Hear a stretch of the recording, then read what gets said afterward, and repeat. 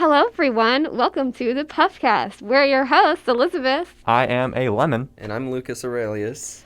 Today, our discussion will be about media, the future of media, and media during the pandemic. Yeah, it's very broad, but I think this matters a lot. We're seeing a lot of companies in general, especially in the film industry, move towards streaming. We're seeing a lot of video game companies move towards streaming, and I think we are on the cusp of a big change in how people consume the things that they consume. I mean, obviously podcasts weren't a thing even like 10 years ago. So I mean, the fact that we're even doing this right now, I think is a testament to what the different kinds of media people like, and like the different mediums that comes through. You know? I know our third co-host here likes kind of wants to do YouTube for in the future. Lucas. So like, and that wouldn't even be a thing. I walked in here thinking, yeah, film. But then, no, that changed drastically. So, But I think it's equally viable, you know? yeah. Oh, no, So, definitely. Well, to preface, if you didn't know, we're film students in high school, though, obviously. Woo, seniors. Yeah. We're senior film students. Barely in high school. Barely. I'm champing at the bit here. My you know? mind is not in high school anymore. No. Anyway. My mind is anywhere but here. But, so, like, I guess, we really care about film. For me, like, I, have been interested in film since, like, I guess you could even say 5th grade. Like, I started getting into it, then I auditioned for DA. And now, hopefully, like, I'm looking towards some type of, like, career in the film industry and stuff like that, so. Similar story for myself. I was, I started out, early middle school, kind of had my own YouTube channel for a bit. Don't make a YouTube channel when you're 13, by the way. That stuff still exists. You can still find it. No, I will not be posting links. But yeah, I mean, I just kind of came here thinking, I'm going to make YouTube videos for a living, and I came out wanted to be an editor, in the actual film industry. And I know you have a very, very reverse journey here. Oh, no, don't worry. Like I said before, I came in here wanting to learn how to tell a story because, hey, video game design is cool, and those involve pretty intricate stories. But now it's just kind of, I could make this work. Yeah. Well, why don't we talk about that first? Like, what do you think about YouTube? Because I think that is one of the more like interesting facets. Because I basically live and breathe YouTube. I mean, like, I like YouTube a lot, and I feel like my favorite channel or whatever is like the Try Guys and stuff, and I guess the more Lemon is giving me side eye. The more basic part of YouTube. I don't even know what you guys do. I feel like you're on the dark web half the time, but But, those people, I guess what's interesting about YouTube as well is, like, it's not regulated by anything. Like, it's just kind of people making whatever they want and putting it on there with kind of, like, no, am I wrong? You're half You're right, but I mean, so I think this is an interesting topic because YouTube started as that, what you just described. Mm-hmm. Yes, and that's why I loved it. As a broadcast yourself with the tagline. And, like, recently we've seen a lot of yellow circles regulation against bad language and like against like certain topics you can't talk about that certain things in the news, for example. Which doesn't make sense because YouTube changed their guidelines. I guess what I meant. But the point is, kids. We're seeing that kind of free expression on the internet and through YouTube kind of turn more like an industry. And I think that's interesting because we've seen a lot of YouTube stars try to make their break into mainstream media. And I think it was, and I might be wrong on this, I think it was Lily Singh. Yeah, she had like a late night TV show. It was not good. And we've seen certain YouTubers try to make movies, most of which are bad. Smosh the movie. Smosh the movie exists. It's just fun. But if we want to talk about YouTube first, I mean, it's a unprecedented amount of freedom to the average person. I mean, think about before YouTube, most people didn't like have video cameras, and now we see big budget productions happening in some guy's bedroom. You know what I mean? Like, whether or not they're well written or good stories, but they look nice. You know what I mean? Like. So that I do agree there's been an unprecedented like kind of opening up of the industry, So do you think, I mean, you kind of touched on it, but do you think like YouTube has to exist as its like own thing, or do you think maybe there can be like, is there room for like intermingling between like TV, movie, etc.? YouTube has done its fair share of subcategories: YouTube Music, YouTube TV, YouTube Red. God, YouTube Premium now. YouTube Premium. that is I've correct, never met anyone with like who actually has those things. Really. I have it. I'm on a family plan, but I have it. Mm-hmm. And all of the content on there is, well, I think most of the good stuff is free now. Wasn't Cobra Kai actually a YouTube Cobra series Kai first? was originally a YouTube Red series, Oh. and now it's on Netflix. Now it's a Netflix thing. Therefore, it's infinitely better. Yeah. Mm-hmm. I've seen, I like I said, I live and breathe YouTube. I think I breathe a different YouTube than he does. I watch a lot of like well-produced video essays, and like I see a lot of like animation product on there, and I do think that like there is room for high budget, big productions there, but I think YouTube trying to become more mainstream and more corporate just kind of defeats the purpose, because those big productions are still labors of love. They take 5 years to make, and like, well, maybe that's not practical. I think we've seen a lot of really interesting people come out of that, a lot of really good creators. I think of any on the top of my head. Marky Moo. I mean, yeah, you've seen really experimental projects like Unis Annus and like That was a really cool and idea. while some of it was absolute garbage vlogs, other of it was really experimental, like really cool content. And I just don't think there exists a space where like people can just be free to make garbage as well as fine art. you Yeah. know? I guess like to me, I've heard the argument from some people, or like I feel like it's usually older people who are like, oh, like, but the YouTube is gonna destroy what we think is like art, or what we think is like cinema and stuff like that. No, it's And not I'm just going like, to I do don't think, that. like I don't think that at all, because I mean, like, Netflix is doing that already. it's such of its own thing, like, and it's just, I think it's more personal. Like, there's so many different types of YouTube videos, like. I don't think the vlogs are going to take over the theaters, I guess. Yeah. Like, I think that's kind of... No. Well, like, but yeah, I agree. Some of my favorite TV shows, or what I guess the web.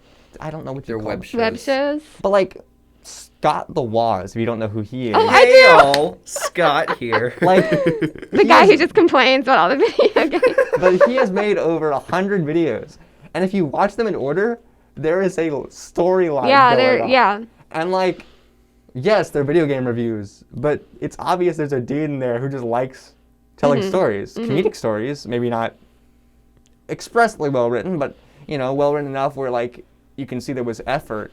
And like, would I watch if it was completely written and made by him, like a big production? I don't think it would have the same charm, like, at all. No. Well, I don't know, because If you go to a theater, he's you expect something grand, right?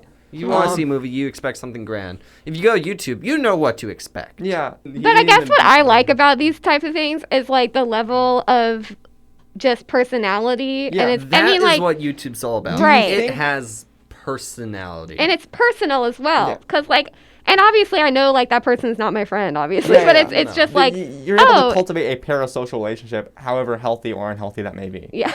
But I just feel like it's more of like, oh, this person sharing something that they enjoy and being funny and stuff. Without there's like, without the kind of like, I guess, wall that there is. And like, if you take a late night show, Yeah. I guess that can be compared to, because that person also is trying to be funny and share the personality. But there's obviously like kind of just a wall of like production and there's writers now, and there's like a whole thing. which isn't necessarily bad, but Yeah. it's just different. But yeah, could Scott Wozniak from Ohio make his show if it was on network television? I don't think so. No. I don't think he'd be allowed to do some of the like weirder stuff that he does. Well, So yeah, moving on. It's definitely changed the landscape. Yeah. So I guess the other kind of obvious thing is what's happening kind of in more of the like Hollywood, like film industry. I think it's a good segue though, because like you said, Cobra Kai started as a YouTube show, and now it's on Netflix, and we're seeing a lot of things move to streaming. I mean, like I almost brought it up earlier. Warner Brothers has moved their entire 2021 slate onto HBO Max. Which I don't know how to feel about that. Bro, I am know. excited because I get to watch Wonder Woman 84 day of release in the comfort of my own home. Like, Yeah. don't get me wrong, I love the theater experience. I live for that. I love going to AMC 24, reserving my recliner seats, Getting the popcorn. getting that that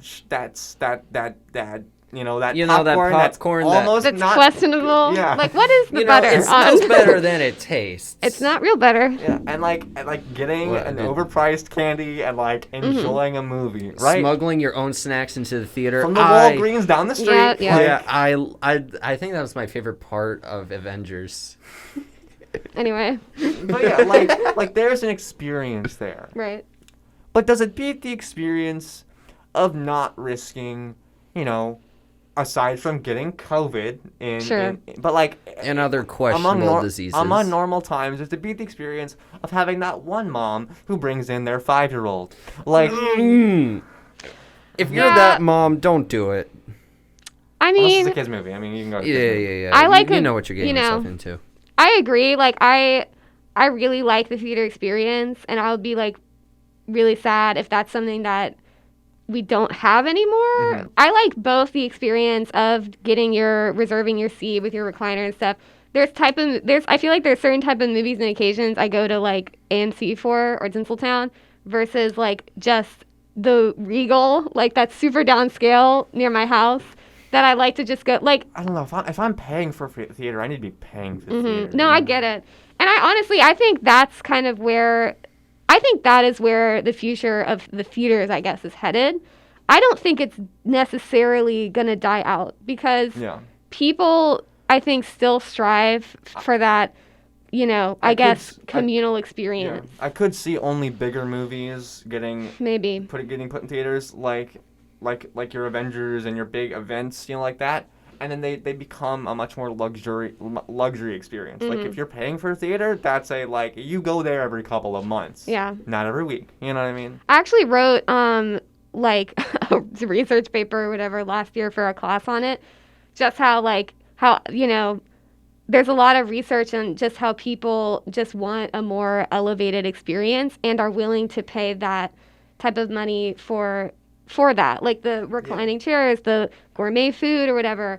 And I think the subscriptions to these theaters help that a lot because I had a subscription to like Tinseltown, Cinemark, whatever. And I think I was an AFC it was Stubs cool. VIP member or something like that. So. Did you have something to say? As they just look over at me, expecting me to say something. You look like you're about to say something. No, I was just being a nice person, maintaining steady eye contact. It was very awkward. Don't do it again. Anyway, but with the pandemic now, it's kind of, we already saw these Netflix original films coming out on streaming and whatever. But now pandemic, you can't go to a theater. Yeah. No. And if it some people I guess are, but still. I haven't been to one since February. The last movie I saw in theaters was Star Wars: The Rise of Skywalker. What a crap note to go out on. We don't have to do this now. We have to do this right now. We're doing it right now. Fair enough. We did the pizza thing last Rise time. of Skywalker. Rise of Skywalker. Still is a pie. Is horrible. It still is a pie, by the way. Shut up. up. At least in the prequels, Phantom Menace can go die. But Phantom Menace isn't that bad. It's Jar Jar Binks, man. But okay. But I haven't. remove that character I watched the film the makes. first one of the prequels and was like, I'm not watching the other one. But episode Attack 2, of the Clones. Episode 2, in my opinion, is worse than episode 1. But at least episode 2 and 3 have an idea, right? George Lucas had a plan. He had a great, grand poem he wanted to tell to the audience. Which made 3 good and 2 I don't even know how to describe. But It's not good. Disney, with their new trilogy, They only produced 1 good film. they produced 2 good films, in my opinion. Oh. 1 of the mainline story. No, if we're counting the spin-offs, they produced 3 good films. Fair enough. What are those? I think that Oh, no, I think that not episode 8. Force Awakens was okay. It was a Yeah. good return to form, but I it liked was it. too similar. I It really was too liked it. similar for me. Rogue One was one of the best Star Wars movies ever made. Is, It according to many, the best it's ever really made. good. It's really good. still think Solo, a Empire's Star is Wars better. story was okay. I thought it I was still have kind of yet to see Dude, bad. I love Gambino. Yeah, I know what you mean. Like he did it right. Like I think that the other guy played Han Solo well enough. You know, I like just feel like it lacked flavor. It Like did lack- it lacked- we watched it and I was like, okay. it lacked flavor. It was definitely like a middle of the road movie, but it was enjoyable. And Last Jedi, No. I remain steadfast in my opinion on this. Last Jedi, Episode 8, is one of the best Star Wars movies ever made. No. The messaging and the stories and the expectations that were subverted I think to me is an achievement of writing and direction and acting and editing on the part of Okay. everyone involved. Like, I think that Last Jedi is correct in being divisive. It was made to be divisive. It is not exactly what everyone wanted. I knew we should have saved this till the end. I'm okay with that. Like, it's like Death Stranding that came out last year. It's not for everyone, and I can acknowledge that. It requires a certain palette, yada yada. So yada. why do you hate the last one? The Rise of Skywalker. They didn't need to bring Palpatine back, in my opinion. That's true. But The Last Jedi, like I said, was a movie for half of the people. Like, it's not for everyone. The Rise of Skywalker is a movie for no one. Because it tries to please everyone. You know, like it tries it. Okay. It tries to please everyone. Tell me. Like they brought Palpatine back for absolutely no reason. But no, I thought it was they weird. just did it out of left field. Yeah, What they was made. that? Why did they kiss in the end? Dude, they're related. I'm so They're confused. related. They are related. Like, that was just like, I mean, they kind of built that up in that second one, but then I was like, are you? They are legit related. And I'm like, They are. No, this that did is, not connect. that is okay. We can acknowledge that Luke and Leia didn't know they were related. Yeah. Right? That's fine. But I don't think the people Loose. making the film Yeah. grasp So, how creepy that is. Well, why else do you hate it? Well, I like I said, I just don't. They didn't use any of the characters correctly. They wrote out Rose Tico entirely. Like, Yeah. it felt like the two movie, and it retconned a bunch of stuff from Last Jedi. Like in Last Jedi, Rey's parents were nobody. In this, it's Palpatine now. Like, your parents were nobody, but your grandparents were important. Like, that is the worst way to keep continuity. Like, because it basically feels like the Last Jedi and Rise of Skywalker are two movies that are directly opposed in what they want to accomplish. You know? And I think that's my point there was the prequels had a plan. The sequels did not have a plan. Disney never sat down with the planned three directors. The third one was supposed to be Colin Trevorrow. If you've not read his script for it, it was infinitely better, and you should read it. It's leaked online. I should read it then. Yeah. But they never sat down with those three directors and said, okay, what is our plan? What are we trying to achieve here? They never did that. So when Did they just kind of like throw stuff at the wall, see what's No, stuck? they said, okay, J.J. Abrams, make a Star Wars. And then they said, okay, Rian Johnson, make a sequel to I that know Star what you mean. Wars. And they didn't tell any of them what to do. So when Rian Johnson said, okay, I see what you're doing, J.J., I think we should go this way. And then when J.J. came back, he was like, well, no, that's not what I wanted to do. So he had to first undo what Rian Johnson did and then do what he wanted to do. I feel like now that you're saying that, like, I kind of did see that the movies didn't really correlate as well as you think they would. But now, it's just no. But The Mandalorian The Mandalorian Yes. is great. is so good. It's exclusive to streaming. Yeah, hey, okay. So like I said, like we said earlier, we're seeing kind of these studios, these big studios, moving their big projects. Can you imagine a high-budget Star Wars TV show 5 years ago? No. No. Well, still no. Well, like, the animation, would you call that high That's budget? not high. Clone Wars was not high budget. no, It oh my was god. good, though. It's a kid show. It's a But kid it was show. Kid show. good. Like I tried to watch it recently, and like I couldn't get through the first episode because it was obviously a kid show. So, It's but I so think good. like But it's how I think Mandalorian. TV with this whole streaming and stuff. I think TV is obviously drastically changing away from cable. I mean, that's like very obvious. I mean, yeah, but I think streaming is almost as bad as cable now. I mean, it is. That's what I was gonna say next because I Yeah. think now like there's so many other streaming services, and I was literally saying this today. like I'm watching like The Office or whatever on my phone, and then it's like, oh, by the way, The Office is leaving Netflix and going to friggin' Peacock, whatever that is. How about no? And so, you know, no one's gonna buy Peacock. No. No one's. But it's like all of these, everyone they'll is buy starting Peacock to once create. The Office goes on there. Everyone's starting to create like their own streaming service that at some point it's just going to be like cable again, where just now, oh, maybe you don't have cable anymore, but you have a subscription to all of these streaming devices, which makes it Let's look at the just list. like cable I again. have Netflix, Hulu, Amazon. I don't have. I have Apple, but I I know. Disney Music, And Disney then Plus. on top of that, HBO Max and like the DC exclusive one for some reason, and like Right. there's Disney Plus now, and Peacock is a thing I'm not gonna get, but it exists for some reason. It doesn't need to. It doesn't need to. And I it's think just- everyone saw Netflix, saw what they were doing, and tried to do it half. I can't think of a good metaphor for this, but companies said, okay, Netflix is profitable.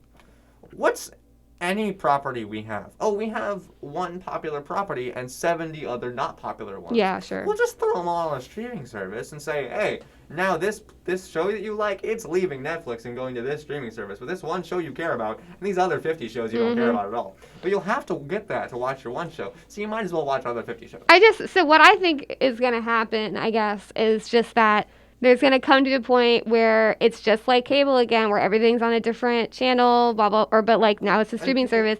And then there's going to be some new thing, some turnaround of like, oh, if you like maybe even something that where it's like kind of back to like regular TV and cable again. Like, I don't know. I think I have two things actually. What I think is interesting, I guess, is like these, Netflix original shows or Amazon original, like Marvelous Mrs. Maisel or The Crown, or even like Apple, the Apple Boys, thing. Man. Have you seen The Boys? Apple Plus has no, like but my really parents good original content. Like Really? Tom Hanks did his movie Greyhound on it. The Morning Show, like Emmy winner, whatever. I like think that. My parents bought, subscribed to Apple TV Plus just to watch that, and then they got rid of their subscription. And I just finished Ted Lasso, which is like a 30-minute kind of show. But anyway, it didn't used to be, that type of stuff didn't used to be good. Now it's starting like to be really good. And like that's kind of the only thing I watch on these, I feel like. And so I don't even know. But like the fact that I guess maybe like these places like, Netflix and whatever, Amazon, like are just going to be kind of the next like Warner Brothers. Well, yeah, like you're seeing production a lot of original studios. content. Like, I can't remember what came out. There was a movie I was excited for on Netflix. I slipped my mind.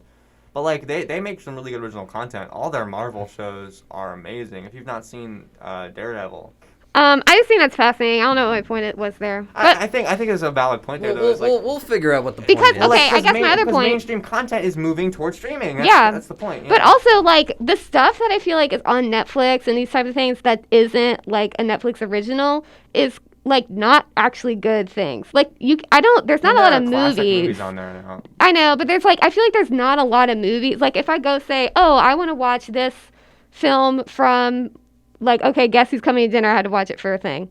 And that's, like, a 60s movie, kind of considered a classic. I can't find it anywhere. I have to buy it. Like, how is it not on any of these millions of streaming services?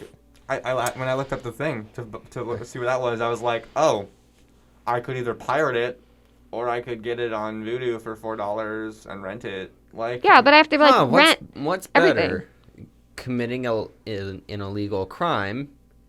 We're paying $4. We do not sponsor pirating. No. I just think it's weird how like these I don't know, like there's so much content on these streaming services, yet there's isn't. Yeah. You ever just like There's go to Netflix? everything that's there ever, but then everything's also not there. That's basically you ever, like, what go to you're Netflix saying. and see the wall of like content and just like scroll through it for like 2 hours? Yeah, and you're not like, there's find nothing I anything want to of watch. interest. Yeah. One thing to say to connect back, I just think, now in this time when we we have to stay home and consume everything at home, they've become big again. Like streaming services have become big. But I think with this like Warner Brothers decision to put all their stuff on HBO Max is honestly kind of a business decision. Like, yeah, that's like obviously no one's going to theater. That's the decision I would make now. But to be honest, I don't really think that's going to necessarily be our super near future. Like, I think once we get this vaccine, whatever, like, this is over, people want to go out again. I mean, we're already, like, I don't think suddenly there's going to be this massive shift. Oh, definitely. But I think there are movies that I would have gone to the theater for because I wanted to see them, right? Mm-hmm. But not necessarily because I thought they were theater-worthy experiences. Sure. You just wanted to see them. Yeah, exactly. Like, I love Willem Dafoe and Robert Pattinson were in The Lighthouse. I love The Lighthouse. The Lighthouse is a great movie. I wanted to see it in the theater. Because when it came out, and certainly not now, I'm not a financially independent person. They basically said none. My dad was like, no, not a theater-worthy movie. We'll wait till VOD. And so I waited 6 months to watch The Lighthouse. You know, like, yeah. But if it was out day and day, I would just watch it. And I wasn't going to go to the theater anyway. But now I'm watching it the day of, and they're still getting my money.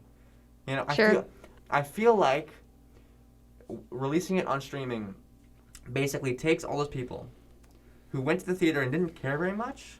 Well, they're not going to go anymore. No. A lot of people who go to the theater now are going to be people who actually care, and that's why I think we'll see theaters move to a luxury experience. Because the only people who go to theaters are going to be people who actually want to go to the theater. Mm-hmm. So I'm gonna try to wrap up here in a second. But I think the overall point we've made is you know, like I think the way that people kind of think about the things that they consume is changing rapidly.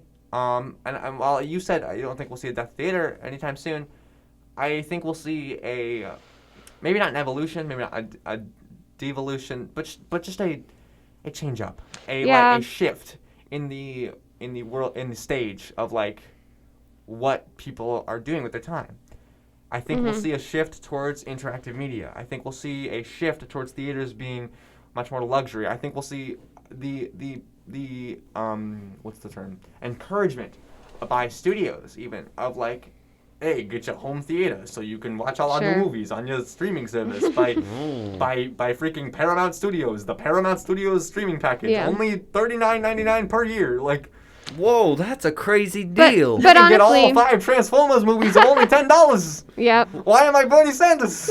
I don't know. You do realize that you could probably just watch those. But I think for free something, on Netflix. you know, I think this just, you know, goes back to like, everything is always changing, and that's okay. We don't have to freak out about it. Dude. Because there's always people, I feel like, again, older generations usually, but that are like, oh my God, this streaming is the death of everything, blah, blah, blah. What and I'm like, generations you're talking about. Yeah, Juvenoia. But I'm older like, generations I know are like, well, I don't know. all right, next episode. Yeah, mine are like, I have encountered it where the Juvenoia of like, these new things are killing our old things. But like, that's what they thought about TV. They thought TV was going to rot everyone's brain.